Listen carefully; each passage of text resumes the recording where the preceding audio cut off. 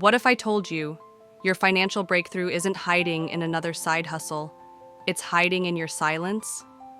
Not the kind of silence that feels empty, but the kind where you finally hear yourself think. You ever sit in silence and realize that your to-do list keeps growing but your bank account isn't? I used to wake up feeling like I was chasing something, but I couldn't even name what it was. Carl Jung once said, "People will do anything, no matter how absurd, to avoid facing their own souls." But I'll tell you what happened when I stopped running. But what happens when you finally sit down and face yours? For me, it all started with waking up at 4 a.m. Let me ask you something. What if the one thing standing between you and the life you want isn't luck, talent, or opportunity? But the hour you wake up? Sounds strange, right? But 4 a.m. didn't just change my schedule, it changed me. At 4 a.m., the world is still. No pings, no people, no pressure, just space. The kind of space where clarity sneaks in and excuses quietly sneak out. That hour taught me how to hear my own thoughts again, before the noise of the world tried to drown them out. But why not 5 a.m.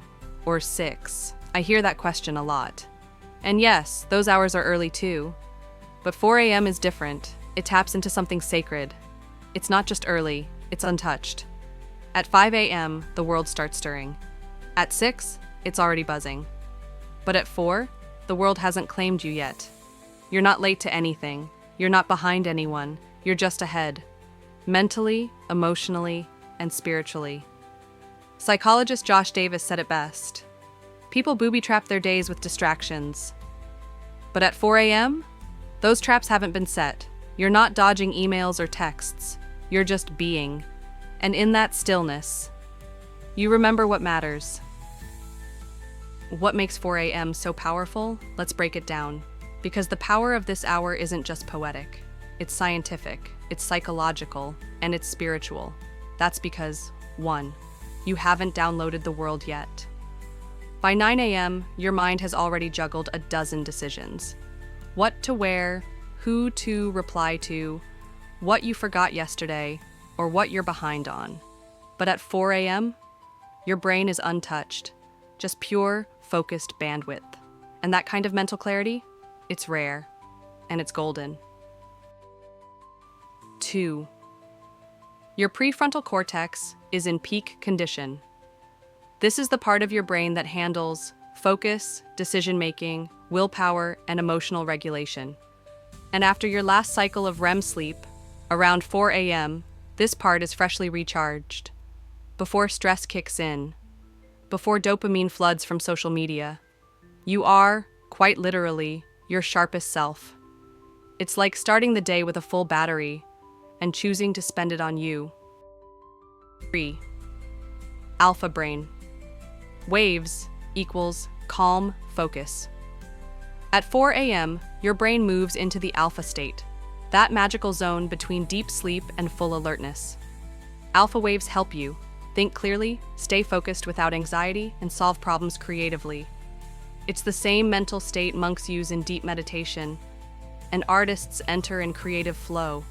It's not groggy, it's grounded. And it's when some of your most brilliant ideas will whisper to you if you're quiet enough to hear them. 4. You have the most willpower you'll have all day, and willpower is like a muscle, and when you wake up, it's fully rested. But with every decision, what to wear, what to eat, what to say, it drains. That's why doing your most important life-changing work at 4 a.m. is so powerful. You're spending your strongest energy on what matters most, not reacting to the world, but shaping your world. That's not just productive, that's sovereignty. So, why should I wake up at 4 a.m.? Because 4 a.m. doesn't just teach you discipline, it teaches you delayed gratification. And that's the root of financial transformation. Navy SEAL Jocko Willink says, "Discipline equals freedom." And he lives it. He wakes up at 4:30 to train. Not because it's easy, but because it hurts. And that's the whole point. If you can choose discomfort now, you earn freedom later. If you can choose 4 a.m. over the warm blanket, you can choose saving over spending, learning over scrolling, and building over wishing. Also, the quiet that changes everything. There's something sacred about watching the stars fade into dawn, about journaling in the dark before the sun even rises. You whisper to yourself, "I'm building something." At 4 a.m., you're not just early, you're ahead. You're ahead of the texts, the kids, the calls, the chaos. You've stolen time from the noise and gifted it to your growth. The philosopher Epictetus said, "If you want to improve, be content to be thought foolish and stupid." And, let's be honest, waking at 4 a.m. does feel foolish at first. But it's where the wise go to meet themselves. So when someone asks you, "Why 4 a.m.?" tell them this. Because I'm not just waking up early. I'm waking up before the world can distract me, before doubt creeps in, before the noise wins. Because that hour isn't about sleep. It's about sovereignty. And if you can claim the most untouchable hour of the day, you can claim your life back, your money, your mindset, and your mission. Now, here's how I designed my 4 to 6 a.m. block. Step 1. I began at 3:55 a.m., not to be dramatic, just to breathe. A 5-minute meditation, a short journal entry, and a question: what matters today? That quiet self-check became my compass. Step 2. No notifications, no noise. I shut off my phone, closed all tabs, just me and my one task. Step 3. I focused on high-impact work. I wasn't scrolling or cleaning my inbox. I was learning a new skill, building my side project, writing content, and doing what would actually move my finances forward. Step 4. I ended with a reflection. Just 3 minutes to write. What worked? What didn't? Inspired by the Stoics, I'd ask, did I do what I said I would do today? That daily review? It quietly built momentum I didn't know I had. Now here's the 90-day plan that changed everything. Let me break it down the way I lived it. Weeks 1 through 4, clarity plus foundation. I started by cleaning up my budget. I picked one high-value skill, signed up for a course. Even if I just watched 30 minutes each day, I was building something real. Weeks 5 to 8, build plus create. I began developing my portfolio, wrote content, took on tiny gigs, tracked every dollar, what came in and what went out. This was when things started shifting. Weeks 9 to 12. Monetize plus refine. I pitched my first client, launched my small service. I wasn't rich, but for the first time, I wasn't lost. And that felt like wealth. Over those 3 months, I clocked nearly 120 hours of focused, distraction-free work. Enough to finish a course, build a skill, create a product, and most of all, change my direction. But I'm not a morning person. I hear that a lot. So let's talk about that feeling of resistance, because it's real, but it's not in charge. Epictetus, the Stoic philosopher, said, "You may not control the economy or your boss, but you can control how you respond each morning. You control the alarm. You control what you do when you wake up. That's power. Quiet, personal power." And, as Jocko Willink, former Navy SEAL, puts it, discipline equals freedom. He wakes up at 4:30 a.m. to train. Not because it's easy, but because the hard creates the possible. And if waking up early or staying committed to your main goals feels hard, this video will really help you build discipline.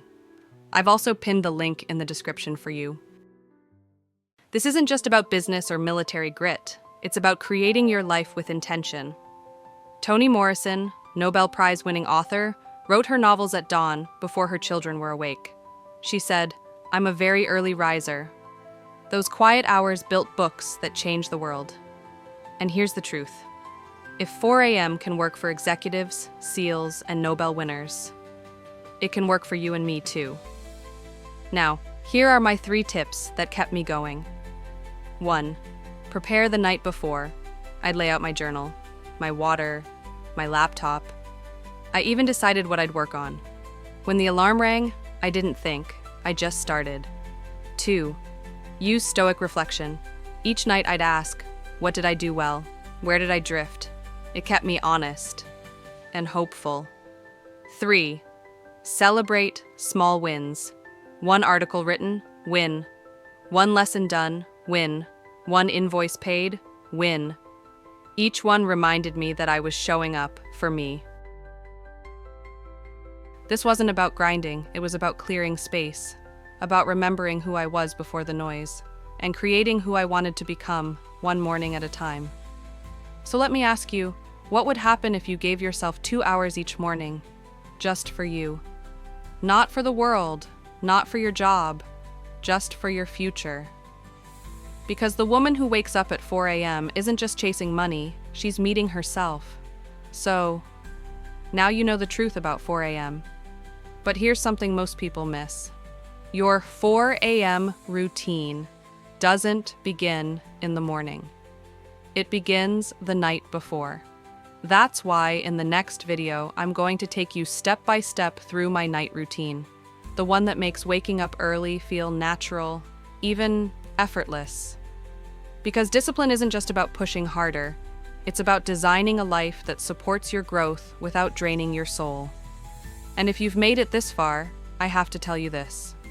You're not lazy. You're just waiting to meet the version of you that knows how powerful she really is. So, if you're ready to become a better you, not overnight, but one honest habit at a time, start this journey with me. Hit that subscribe button. Let's do this together, because the man who rises before the world will one day rise above it.